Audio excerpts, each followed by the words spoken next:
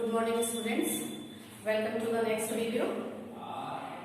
Today we are going to start a new lesson 5, safety and first aid. ये chapter आपका 5 है. Chapter 1 जो था वो ग्रोइंग प्लांट्स, चैप्टर 2 जो था वो animal habitats and adaptation, chapter 3 skeletal system and nervous system, chapter 4 food and health. ये 4 चैप्टर मैंने आपको पढ़ा दिया है. इसका बुक वर्क भी मैंने आपको करवा दिया है. और इन चारों चैप्टर का chapter 1, chapter 2, chapter 3 and chapter 4, इन चारों चैप्टर का question answer, short question answer और लॉन्ग क्वेश्चन आंसर मैंने वीडियो बना के एमडीएस की साइट पर डाल दिया है. सभी स्टूडेंट से रिक्वेस्ट है कि इस क्वेश्चन आंसर को वो कॉपी में नोट जरूर कर लेंगे. ओके, आज हम नया लेसन स्टार्ट कर रहे हैं, lesson 5, safety and first aid.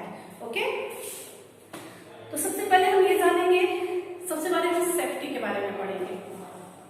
Accident यानी दुर्घटना आपके साथ या हमारे साथ कहीं भी किसी भी समय हो सकता है, चाहे हम घर में हो या स्कूल में हो या रोड पर हो या प्ले ग्राउंड पे हो, कहीं भी हो हम, हमारे साथ कभी भी कहीं भी दुर्घटना हो सकती है. दुर्घटना होने का क्या कारण है?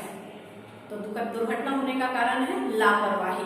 हम कहीं भी थोड़ी सी भी अगर लापरवाही करते हैं हमारे साथ दुर्घटना हो जाती है. आप रोड पर जब चलते होंगे तो साइड में आप बैनर लगा हुआ देखे होंगे जिस पर लिखा रहता है सावधानी हटी दुर्घटना घटी. ये आपने जरूर पढ़ा होगा. तो आइए सबसे पहले हम जानेंगे, बहुत तरीके से दुर्घटना हो सकता है. दुर्घटना के बहुत से मतलब के टाइप हो सकते हैं. जैसे आग से दुर्घटना होता है, किसी भी चीज से, मोटरसाइकिल से एक्सीडेंट, कार से एक्सीडेंट, छत से गिर जाना, ऐसे भी दौड़ते हुए गिर जाना. बहुत से तरीके हैं जिससे आप चोटिल होते हैं, आप इंजर्ड हो जाते हैं, आप घायल हो जाते हैं. तो आइए हम सबसे पहले फायर के बारे में, यानी आग से दुर्घटना कैसे होती है, इस लेसन में हम सबसे पहले यही पढ़ेंगे कि आग से दुर्घटना कैसे हो सकती है और कैसे हम आग से खुद को, आग से दुर्घटना जो होती है उससे हम अपने आप को कैसे बचा सकते हैं, इस दोनों टॉपिक पर हम अभी बात करेंगे. तो आइए, सेफ्टी फॉर फायर.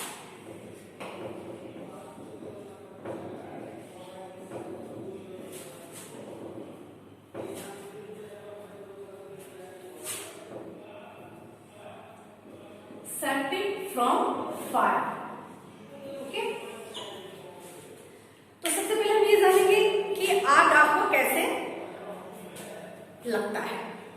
आप देखते होंगे माचिस की तीली, छोटे छोटे बच्चे जो हैं जिनको भी ढंग से माचिस की तीली पकड़ने नहीं आती है, तो वो जब माचिस की तीली लगते हैं, जलाने की कोशिश करते हैं, कोई चीज नया सीखने की कोशिश करते हैं, तो माचिस की तीली जलाते वक्त वो अपने हाथ जो है वो जला लेते हैं. या कैंडल, मोमबत्ती जलाते वक्त वो लापरवाही से अपने हाथ जला लेते हैं. ये एक सबसे मेन कारण है फायर एक्सीडेंट का.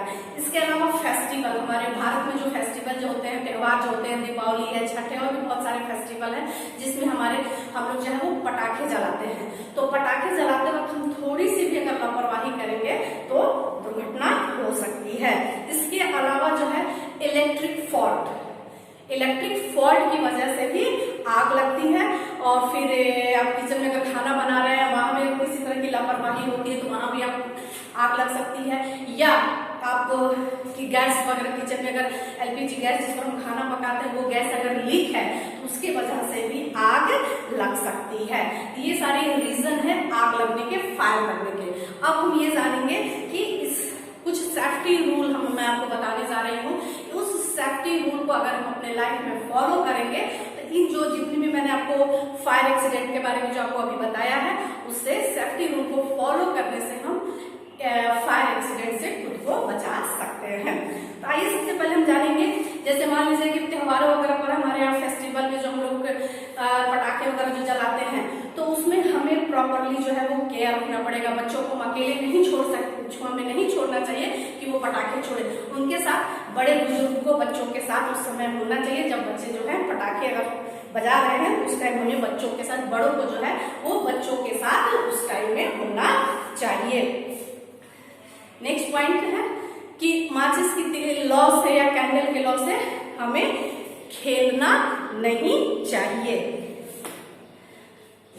या फिर बिजली उपकरण है, या इलेक्ट्रिक वायरिंग जो होता है उसको समय समय पर हमको चेक करते रहना चाहिए कि कहीं कोई फॉल्ट तो नहीं है।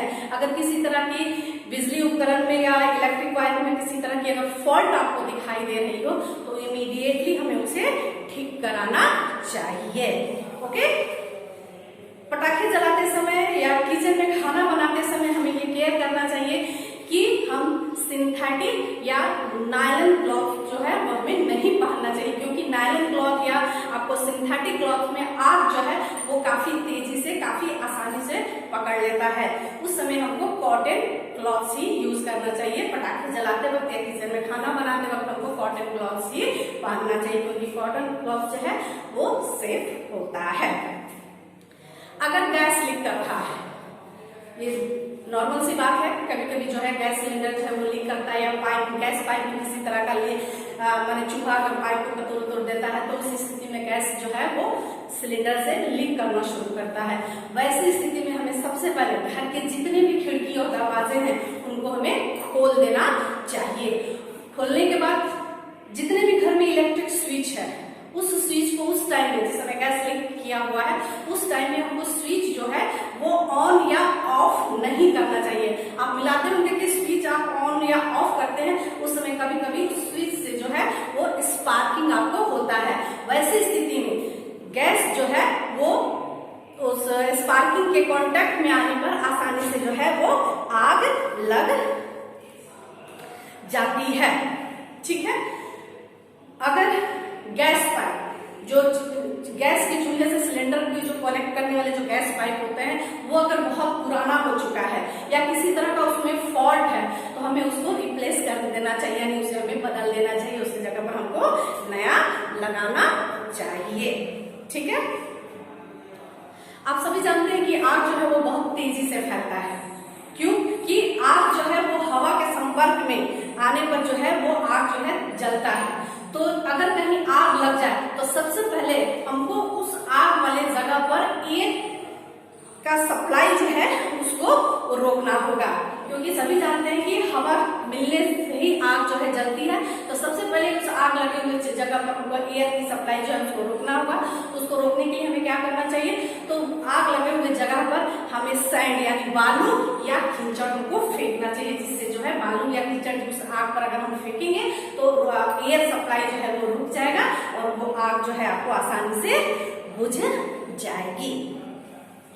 ओके, अब आइए, अगर मान लीजिए कि मेजर आग लगा हुआ है तो हमें नियरेस्ट फायर स्टेशन पर इंफॉर्मेशन करना चाहिए, ताकि फायर फाइटर, जिसको हम हिंदी में दमकल कर्मी कहते हैं, वो जो है फायर इंजन की मदद से उस आग को बुझा देते हैं या उस आग पर आग काबू पा लेते हैं। अगर मान लीजिए छोटी मोटी अगर आग लगी है तो उसके लिए इस स्पेशल इंस्ट्रूमेंट्स आता है जिसको हम लोग फायर एक्सटिंग्विशर कहते हैं।